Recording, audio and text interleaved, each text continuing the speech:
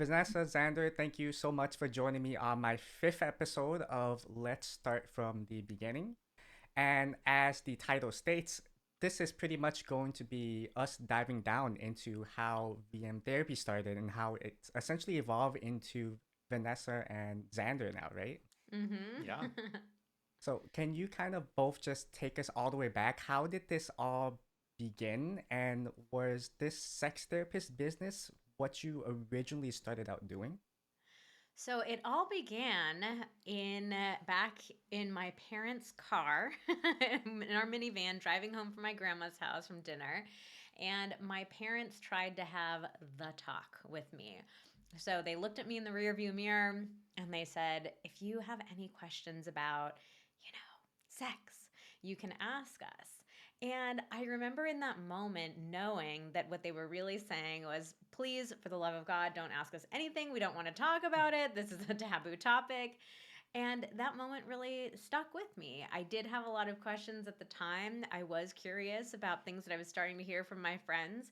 And I remember wondering, why are my parents so embarrassed to talk about this? Why is this such a big deal? So I had no idea that sex therapy existed as a career back at that time, but that moment really stuck in my little brain and I kept coming back to like, why is it so embarrassing for us to talk about sex? And eventually got to the point where I realized, you know what? I think this might be my purpose. I think this might be what I want to spend my life doing is helping people feel more comfortable talking about sex.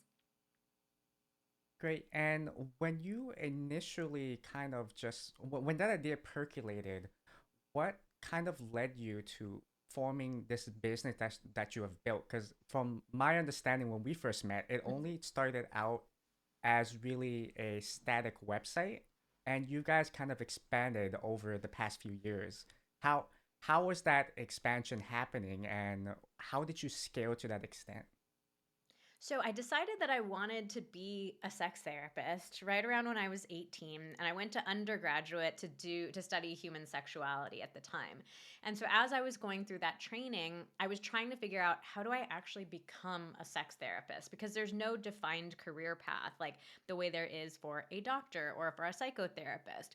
And so those were the two options that I was weighing. Okay, I could become a doctor and maybe I approach this more from the medical end of things, or I could become a therapist and approach it more from the psychological side of things. And so I eventually decided I wanted to pursue the psychotherapy angle. I thought, for me, this is all about communication. I want that foundation in communication and being able to work with it on a deep emotional level. So I went to graduate school for psychotherapy and spent many years working towards getting licensed as a psychotherapist. So I set up a private practice initially that operated very similar to a traditional psychotherapy practice. Like I was seeing clients one on one or two on one when it was a couple. And that was probably when you set up your first website, Yeah, too. that was my first website. It was really meant to be a psychotherapy website where people could come to the website, find out who I was, did they want to work with me, and book an appointment.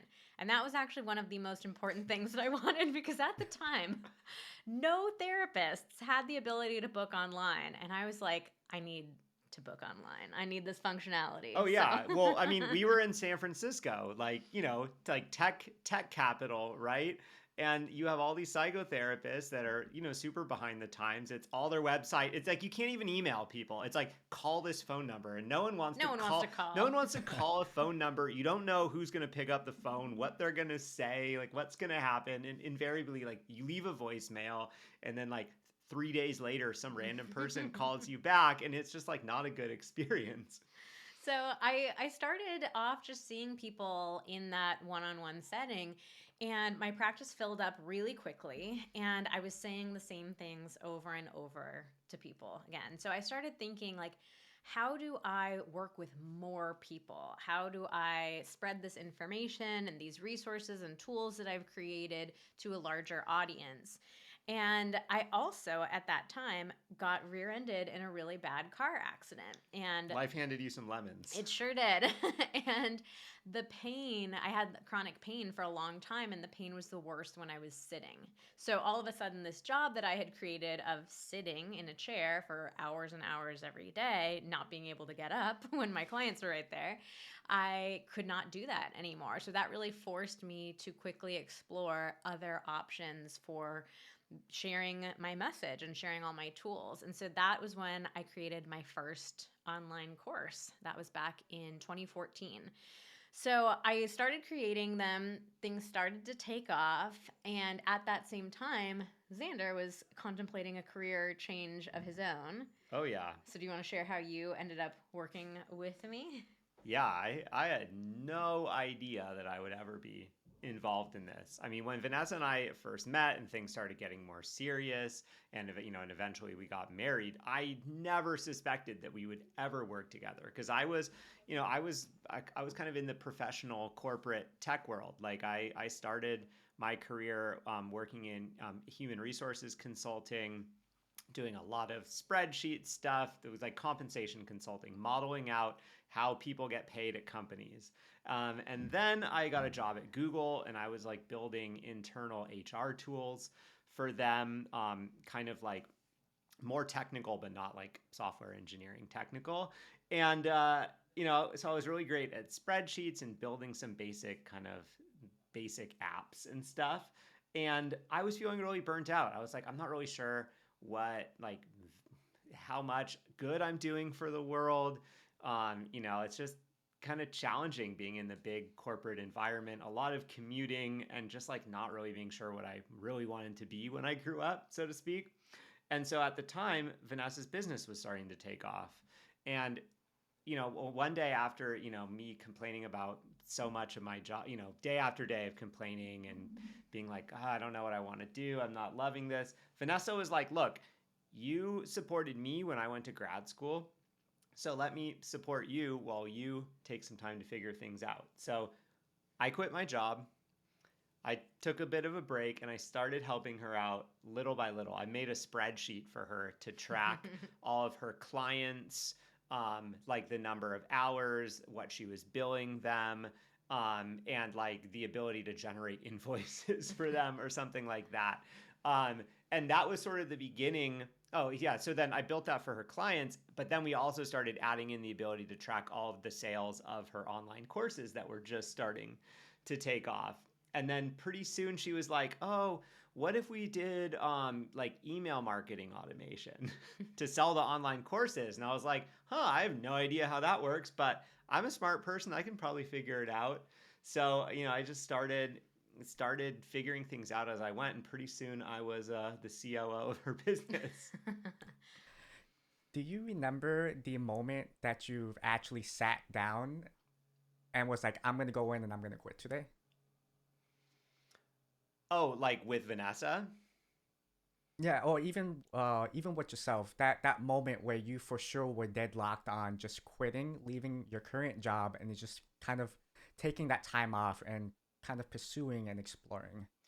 Oh yeah, no, I do remember. I remember we were sitting kind of like in our little table in our kitchen in our apartment in San Francisco, and I was just feeling really like miserable and restless and just not like really unclear on what I wanted in life. And I remember, I remember having that idea that, oh, wouldn't it be nice to take some time off? But in my head, it was so much like, oh, well, how would we do that financially? I couldn't possibly ask Vanessa to support us, or I can't do, like, what are people gonna think? Like, why would you quit a job at Google with no other, with no like better job lined up? Like, that's crazy, right?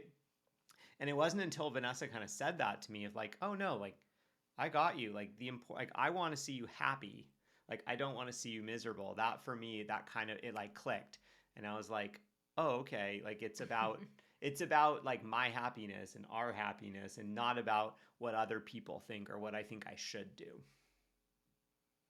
Now, when you guys actually started working like together on the business, how was it starting out when you finally started doing that? As I guess as a full-time job, were there any challenges or difficulties, or was it just something that just fell right into place? It really did like work very well from the beginning. I think we have been super lucky, but there definitely were challenges Oh as yeah. well. I mean, we went from having these separate lives to now we're married, but Hmm. also we're business partners. And so we were spending so much more time together and just having to get used to this brand new role. I mean, we knew how to talk to each other as husband and wife, but we had to figure out how to talk to each other as co-business owners, and also just going through the process of, at first it was, Xander was just working for me doing a few projects, and then it was, okay, he's got a pretty large role, he's running a lot of stuff behind the scenes for me. And then it was, this is our joint business together, it's not my business that he's working on anymore. So each of those milestones, like, we had to learn how to adjust and figure out what that relationship was between the two of us. Yeah, it might have been harder for me than it was for you because I was coming from like 8 years in the corporate kind of like professional environment, and I was used to a very specific way that people do things and communicate, and like things you do say and things that you don't say. And then all of a sudden I'm working with, my wife, and she's never worked in that environment. And so, like I would be thinking like, oh, well, God, like this would never happen at Google. And then, but then I'm like, wait, who cares what happens at Google? Like, this is our, like, this is our company. It's not like the way that they do it is the only way or the best way. And so yeah, it's like it just took me a while to get used to like, oh, this is my company, or this is our company, and we get to decide the way that we do things or the way that we communicate and stuff like that. And I also struggled for a while because I was doing a little bit of HR consulting on the side as well, because before I really made the final decision to go all in on our business, like completely full time, that only happened about 2.5 years ago. Um, I was doing some HR consulting, and it was just a struggle for me to figure out how I balance those two things. And it was like, okay, do I go full time with Vanessa, or do I keep doing this stuff on the side that to me, I felt like it was more of a traditional job that I could tell my friends about and stuff. I think entrepreneurship can be funny because like it can be just hard to it's hard, it can be hard for other people to understand what you're really doing. Like people would still come to me and be like, "Oh, are you going to get a real job again?" And it's like, "Well, probably not. Like our business is we're doing way better than when I had a real job, but most people just don't really, know how that works." Yeah, it's quite funny because I get that pretty often because what people associate to a real job is, are you working 9 to 5 at some big known place? It's like, Yeah. no, but this is as real as it gets. I'm actually working a lot more hours than you think. Yeah, so with that transition of having your mindset of it wasn't like this at Google, how long did it take you to kind of sway away from that mindset? And what were some of the things that you had to keep telling yourself? Because I'm pretty sure there are quite a lot of people actually that go through the exact same thing when they're leaving their corporate job and then going to like a startup, for instance. Yeah, I think it probably took me a couple of years. It wasn't really until I like psychologically went all in with our business that I really made that switch. I think because I kind of had like my feet, like each foot in a different world for a while, and that actually, at first I thought that I was giving myself options when in reality I was actually kind of driving myself crazy a bit. So it was when I went all in that I was kind of able to be like, oh, this is our company. This isn't like I don't need to compare it to something else. And it was also around that time where um, we we wrote down like what our core values were as a company, and I think that was something that really helped me figure out, oh, okay, the way that we do things, it all ties back to our company's core values. It's not, it's not about like, oh, this is the culture at Google or this is the culture at this consulting firm or whatever. It was like we literally wrote down what are all the things that are most important to us. How do we want to do business? How do we want to interact with each other, with our other employees? How do we want to be seen by other people? So that was super helpful. How long have you guys actually been in business? When did this all started actually? I started seeing clients in 2012, I think. 2000, I mean, I was seeing Yeah. clients, going through graduate school, working on my licensing and hours, but I didn't get licensed until actually 2013 is when I got licensed.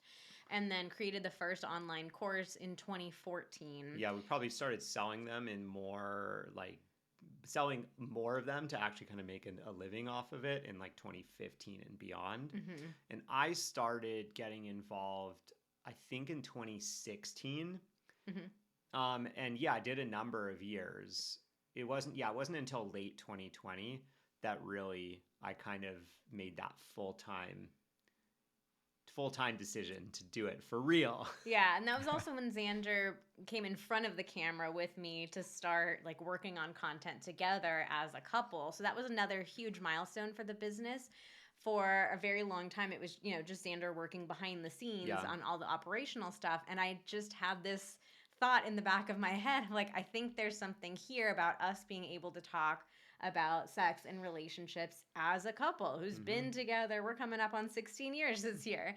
And Xander was really hesitant and just thinking, like, no, you're the expert. I don't know anything. Nobody wants to hear from me. Yeah, I mean, I'd watched her go through all these years of school and training and taking this intense licensing exam, right? So, and I'm like, well, I haven't done any of that. Like, what do I have to say?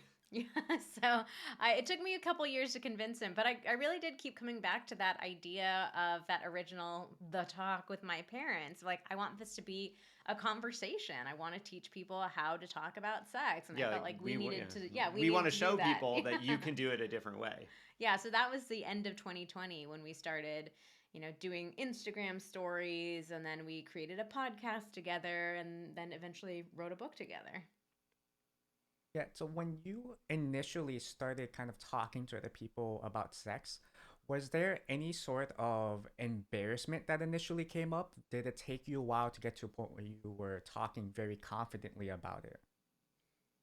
Well, for me, my background was in psychotherapy, and the training that I went through taught me you don't talk about yourself as a therapist. Anybody who's been to therapy knows your therapist generally doesn't talk very much about themselves in the session. It's supposed to be all about you. And so for me, even though I knew I want to help people get comfortable, I want to take the taboo away. When I first started talking about, things that we've been through in our relationship, things Hmm. I've been through in my own life, there was that feeling of like, oh, this is not very professional. I'm not supposed to be doing this. So that took me a little bit of time to get used to. And you definitely had your own story about talking about personal details. Yeah, I mean, it was challenging at first. I mean, it took, I think it took me some time of kind of working through some of my own issues to really feel confident talking to other people about things. I think like, Mhm. we've had our own struggles when it comes to our relationship and our sex life over those 16 years. And it wasn't until I really went all in on us talking about what's going on with us and us going to therapy and us fixing certain things before I really felt comfortable being like, okay, like, yeah, I can practice what I preach and I can give this advice that, stuff that we're legitimately doing ourselves and that's legitimately working for us. Would you say that the journey throughout all of that actually helped you guys communicate better, not only as a married couple, but as business partners as well? Absolutely. Oh, I yeah. mean, I think even just something as simple as Instagram. We started doing Instagram together at the end of 2020 and showing up in stories every day and talking about, just talking about sex, giving people tips, Mhm. sharing like funny stories that had happened to us. And we noticed very quickly, like, us talking about this every day was making a huge impact on our relationships. So it's like that was just another piece of the puzzle for us of, oh, communication, we're really onto something here. So that was even the early inspiration for us writing Sex Talks, was just noticing like the more we talk about this, the better our relationship Yeah. gets. And because you touched upon Instagram a little bit, it's always interesting when you take your business out to social media because there's always, on one hand, there's always a lot of people who resonate with your content very well, but there's also people who are absolutely trolls and negative, lots of negativities. How do you deal with that when you come across stuff like that? And when you initially came across stuff like that, how did it impact you, and did it prevent you from making content for a while? I just block people. I'm very, very quick with the block function. I mean, I won't lie. You know, when you get mean comments from somebody, it hurts and it's very weird. I have never messaged a stranger on the internet to say something nasty about them, so I don't understand this experience. But there are a couple of things that I think about. One is I think about what kind of person would do something like that? Like, what kind of life do you have to lead that it feels like a good use of your time to be unnecessarily cruel and rude to strangers on the internet. And that really helps me tune into a sense of compassion. I truly believe that only people who are deeply hurting themselves want to lash out in that kind of way. And so I just try to, I block them, but I think, hey, I hope your life gets better. I hope that something happens, that you can take control of your own life so you're not living this miserable life where this seems like a good use of your time. And then another thing that I think about a lot is I am so serious about my mission. Like this is my purpose. This is the reason I'm on this earth, to help people get more comfortable with sex, to have better sex, better relationships. And if I let the trolls win, I'm not going to fulfill my mission. And so I try to think about the people whose lives I can change. I think about like I wouldn't be able to change their lives because I'm so hurt over a troll saying something mean to me. So that helps as well. And yeah, and then it's just really boundaries, blocking people, ignoring people. So I set a rule for myself early on too that I thought, I'm willing to engage in discourse with people. Like I really believe we all have different opinions and perspectives and they're all valid. So if somebody wants to approach us from a respectful place and say, I hear what you're saying, you know what, it's actually different for me. Or have you ever considered this perspective? Like, I love that. I love hearing new perspectives and ideas. But if somebody's going to approach me with rudeness and I can tell there's no desire or no intention to speak to me as a human being, then out of here. I'm not communicating with you. So there are times when I even want to respond. I think I was just sharing one with Xander the other day. I was like, I really want to respond to this person, but I have a rule for myself. I just don't. That's pretty good too, because that takes a lot of self control, It honestly. does. But on the flip side as well, for those who were actually reaching out about questions, are you able to actually respond back to every one of them? What's the process like for that? How do you manage responding back to people if you do? Well, at this That's a point, good question. yeah. That's the $1,000,000 question. At this point, we have 360,000 followers on Instagram, and we get like just hundreds or thousands of messages every day. So we're unfortunately not able to respond to everybody directly. But it is important to me that people feel like they're part of a community. So I spend a lot of time and effort at least acknowledging people's messages and, thanking them for sending them. And we look at those messages as inspiration for the content that we create. Yeah. So if somebody sends a message saying, my husband and I haven't had sex in 3 years, how do we even start to break this dry spell? I can't respond back a personal response with like all this advice written out, but we will screenshot that, and then maybe a couple weeks later we might return to like, hey, let's talk about, some general advice of what to do if you've been in a long dry spell. So it is really important to us to listen to our community and to hear what are the things that they're struggling with so that we can create the content that's going to best serve them. Yeah, and I mean, we take a lot of DMs that people send, and like, we'll screenshot good questions and stuff, and like send them to a Slack channel so that we have kind of a repository of good questions that we can answer on social. So like we can make a story about that. So like, a lot of people won't get a personalized response of like, oh, here's exactly what I would do in your situation. But, maybe a week later, we will do a story on Instagram answering that person's question and kind of going in depth on it so that anyone who has a similar question can get the answer. As your social media account grows, and I remember when you guys first actually started this, I how did you go about hiring your first employee? Was that also through social media as well? I think you might have been the first employee, Tony. um, no, actually, the first employee Well, was my sister. My yeah. sister was looking for a job at the time, and I was at a point where I had so many tasks on my plate that I really needed help. So she came on originally to do customer service, and then she also started doing social media as well. So that was very easy since it was my sister, and I knew. And then Xander came on after that. And then there was a certain point where we were, there was just so much work that we needed more help. And so we hired a VA, and that was a connection through an online course that we had taken. So it really wasn't until, let's see, 2020 was when we hired our first like full time Employee. stranger Yeah, employee, somebody who was not part of the family. And that was Laura. And we hired her through indeed. Indeed. And then our next hire after that was when we started posting stuff on social media.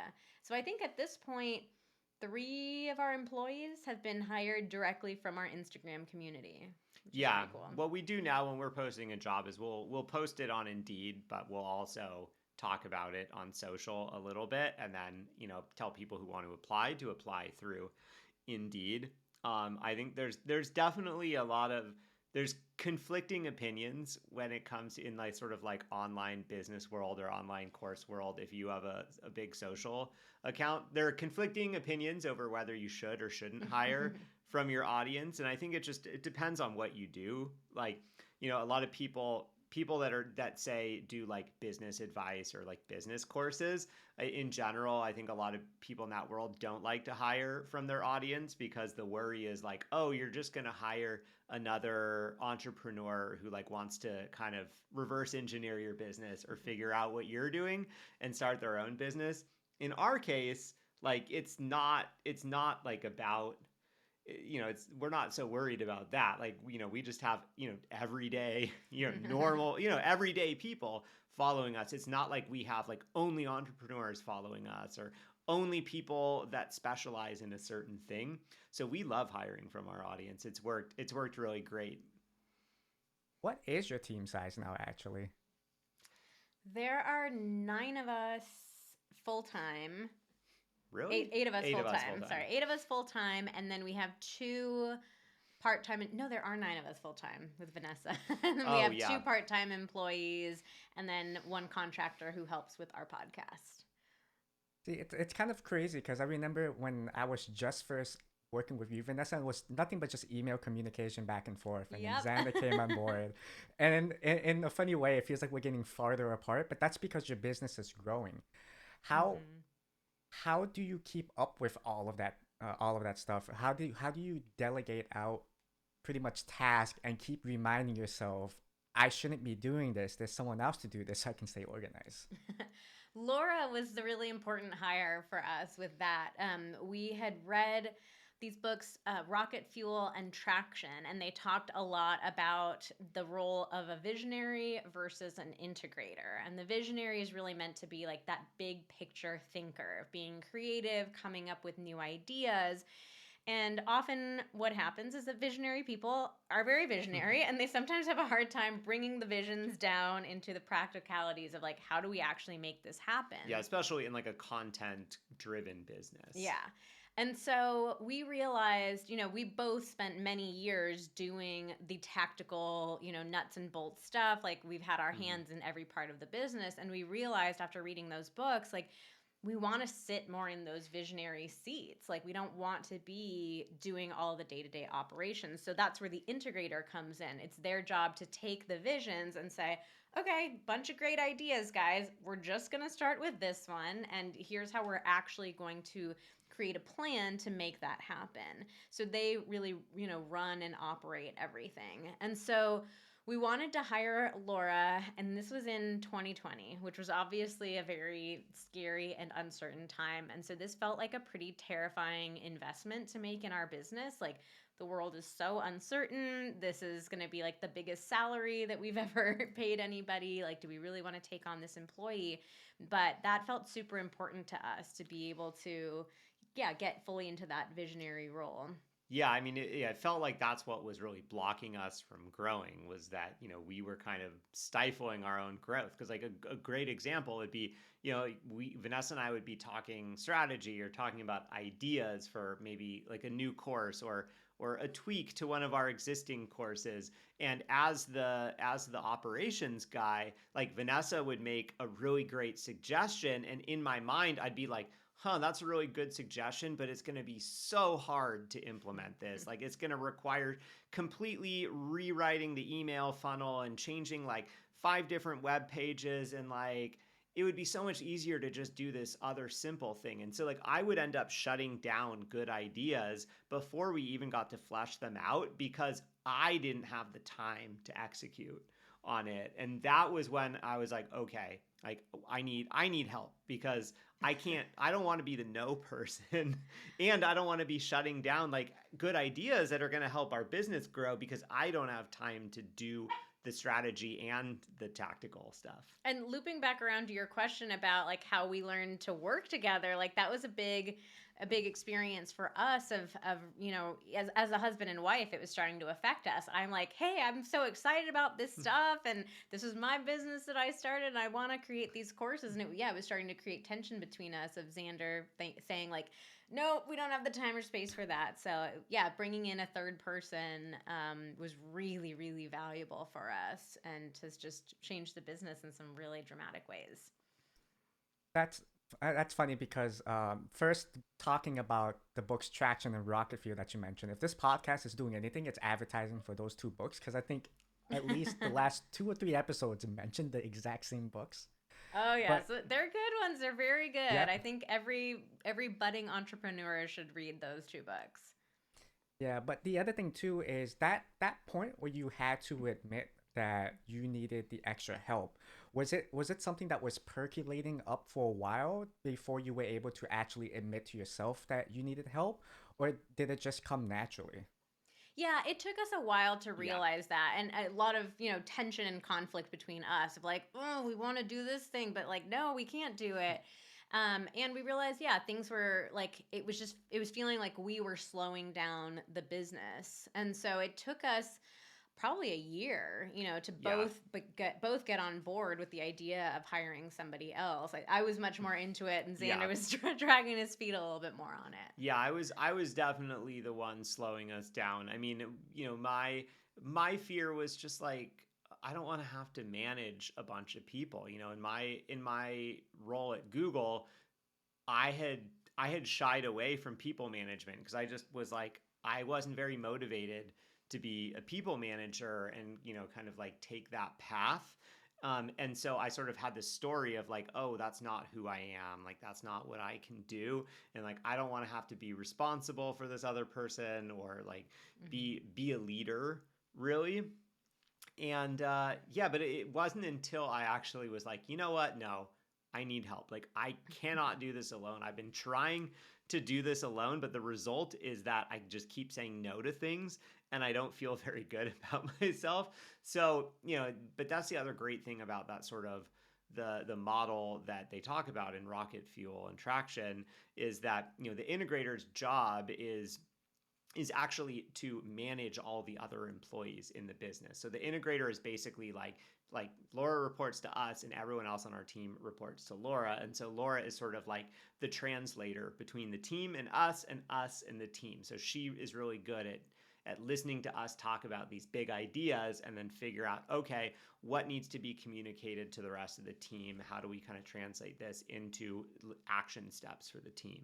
And I think the way that I was eventually able to sell it to Xander was to focus on how good it would feel for each of us to be able to sit in our zones of genius. So we both were doing a lot of, everyday grunt work tasks that neither of us enjoyed. And I think this is a trap that a lot of entrepreneurs can get into, of feeling like, well, I've got to do this. And you can get addicted to the busy feeling of like, oh, I'm just checking things off my to-do list. Or you're like, I'm really good at these things. I can do them really fast, and it would take me longer to train someone to do them. And it's like, yeah, that's true in any given moment, but like over the next year, that's not true. If you take a little upfront time to train someone to do something, in a month or so, they're banging that out for you, and you don't ever have to do it again. Yeah, and so just trying to talk to him about, like, imagine what it could feel like if you didn't have to do these things that you don't love, and instead the majority of your day was spent doing tasks that you're good at and you enjoy doing, and it feels like that's your zone of genius. And so for both of us, that made the transition feel a lot easier. Would you say then that transition, would you say that transition came rather quickly as soon as Laura came on board, or did it take time to kind of adjust to that transition? It took time. I mean, we really wanted to give Laura a lot of time and space to get used to the role. And that is one of the hardest things about hiring. Fortunately, we had a mentor tell us early on in the process. They said, give yourself, like, when you have a new employee, give them a year to get up to speed with what your business is, to learn everything, and then, to start taking the initiative themselves. And they were sort of, we've heard it talked about in like three different phases of, there's one phase of your employee just observing what you're doing and learning, like, okay, these are the SOPs, this is the way things are done. The second stage is replicating, so them taking over and being able to replicate exactly what you've been doing, getting the same sorts of results. And then the third stage is improving, is, taking it to the next level. So I think us having that timeline in mind of like, it's a year, like, we're not going to feel a huge difference because we want to give her the time. There's a lot to learn. There is a lot that she's got to figure out here. That made it feel a lot easier, just having that time frame in the back of our heads right from the get-go. Yeah, and I mean, and at the time that Laura started, our business was complicated. We had a lot of different courses, so there was the actual kind of business and operations of what we were doing, but then there was also like 8 different course offerings Oh, in, more. We had yeah, more. probably more than that, in like all these different areas. So it was like not only her needing to figure out how we run the business, but also like what are the things that we are actually selling. I think it could have been very different. There we have friends that run businesses similar to ours that basically sell like 1 or 2 different courses, and they just are all in on this one topic area. And like, yeah, that might have been easier to train someone to kind of take on a company that does has offerings like that. But yeah, so it was for us, it was just like, yeah, needing a crash course in all the content, and then also like the history of how we sell all these different things and what our plans are for the upcoming year. But I mean, once we kind of got through that year or so, like things really started to take off, and then I was like all in on hiring more people. I was like, oh, this is incredible. Vanessa at this point had to be like, no, stop, that's enough hiring. Yeah. But with that being said too, everything at the start of 2020 was when pretty much all of this started ramping up. It feels like almost you guys really took that year to kind of self-evaluate and expand from there, almost, it feels like, right? Yeah, I mean, 2020 was a rough year, like, as is the case for pretty much every other business owner. So it was a really big roller coaster for us, but I think we learned a lot about, being flexible and nimble, and, trying to, like, put out new offerings that were speaking to what people were going through, and, being willing to be vulnerable and start sharing more of ourselves. So, yeah, we learned a lot from that year, and we're able to go into 2021 feeling like we were in a really strong place. And leading into that 2021 and 2022 even, what was that final push that made you guys rebrand to Vanessa and Xander? Was it you, Xander, coming all on board, or was it the discussion that just came out of it? Yeah, it was Xander deciding to come in front of the camera with me and start talking about content together. We did that at the end of 2020, and our Instagram account in particular like just really started to Yeah. explode in 2021. And so we felt like, this is really the direction that the business needs to be going. We're both excited about it. Our community is excited about it. Like, we're having so much growth because of it. And so it felt very natural at that point of like, it's both of us in front of the camera. It should be both of us on the name of the business. So that's why we decided to rebrand at that time. And I never even loved the name VM Therapy. The reason that we picked it was just because that was a URL that was available at the time. I had just wanted my name as the URL, but that was already taken. Yeah. So I think it was, yeah, somebody else was doing some research for me on URLs and said, well, this one's like pretty close. So I never really liked that to begin with. So once we changed to Vanessa and Xander, it was like, yeah, this feels right. Yeah, and I mean, we also got to a point in our business where we weren't really offering therapy anymore. Like Yeah, Vanessa wasn't seeing clients one-on-one anymore. We were selling courses and guides and, offering, some degree of coaching, but not therapy. And so, it's like, okay, what does the VM stand for? Like, why is the therapy in it? It just would, yeah, it made a lot more sense to change. So, yeah, I mean, we still have that URL, but we now own vanessaandxander.com, which redirects right back to VM therapy. And it's actually both of your names, so that makes it even more perfect. Yes. With the therapy part, was it something that just over time went away, or was it something that was in the back of your mind, knowing that you wanted to move away from that and more towards the courses? When I originally started my private practice and it filled up very quickly, I realized, it's like, I did want to have this psychotherapy background to help me work with sex. I know it's such a sensitive topic, but the idea of seeing clients for 8 hours a day, like, I actually didn't really like it. It was very exhausting. And I felt called to work with more people, like on a broader level. And so I started, as soon as I started creating online courses, I slowed down on seeing clients individually. And that was great for a really long time. Like, I really loved the balance of having the online courses and building up this online business and seeing some clients as well. Like, I love working with clients. It's really fun. It's just having that like totally full practice was too much for me. And so for many years, we did both. And as time went on, I gradually started narrowing down my practice because the courses were just taking off so much faster. And eventually got to the point, actually, when was it? It was 2021 or 2022 where I decided, you know what, I'm not going to take any new clients at this point. So I had the final few clients that like slowly wound down. I actually still have one client that we check in every once in a while. But yeah, I might go back to it at some point in the future because I do love working with people, and there's something so transformative about working with somebody directly.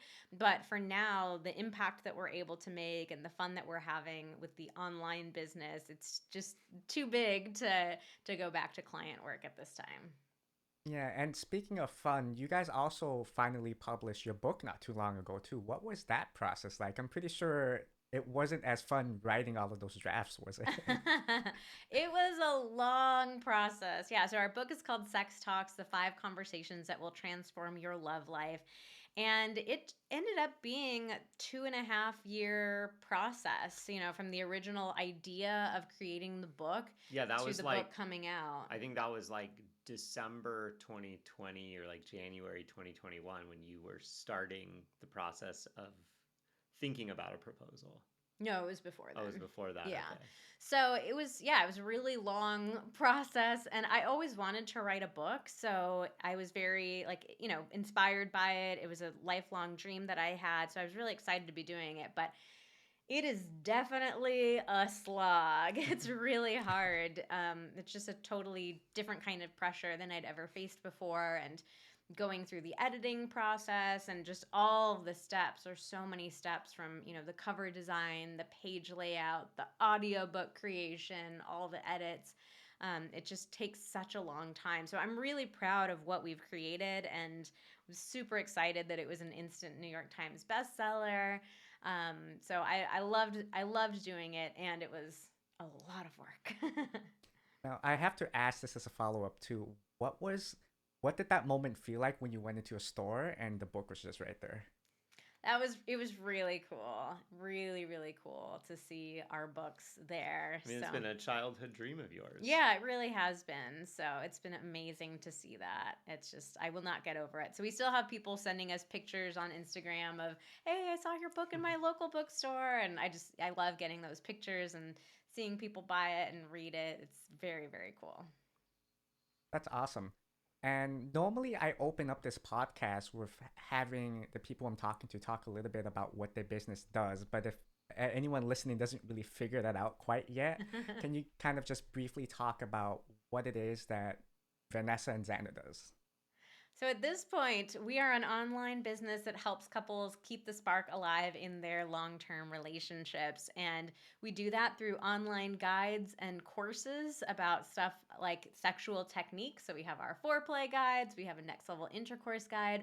We also do challenges for couples. We have a sex challenge, a connection challenge, and we have courses that go deeper into topics like helping parents reconnect, or we have a very comprehensive course. It's like everything you need to have the best sex of your life. So we have all those courses. We also have our book, Sex Talks, of course, and a podcast of our own, Pillow Talks. And all of that will be in the link in the description. But otherwise, before we finish up this podcast here, one of the other things I like to do is just give everyone a brief time to really talk about something they're passionate about, or if they're trying to advertise something. Is there a message you would like to leave with the audience? Well, we're definitely passionate about talking about sex, to bring it all full circle to that initial conversation. Like, we truly believe that talking about sex is the best thing that you can do for your sex life, for your intimacy, and it doesn't even involve taking your clothes off. So, definitely check out Sex Talks or come follow us on Instagram. I forgot to mention that too. We're at Vanessa and Xander's with an X. So, Vanessa and Xander, we show up on stories every day. We'll help you get those conversations started, give you topics to talk about with your partner. So, I just think it's such an important thing to do. Like, we can't have this expectation that we can have an incredible relationship, an incredible sex life, if we cannot talk about it. And if you're feeling worried about that, like, yeah, it can take a little bit of time getting used to that. But just think about it this way. If you can talk about sex, like, imagine all the other things that you can talk confidently about. You can talk about anything. Yeah. Vanessa, Xander, thank you so much for joining me on today's episode. Thanks for Thanks for having us, having us. Tony.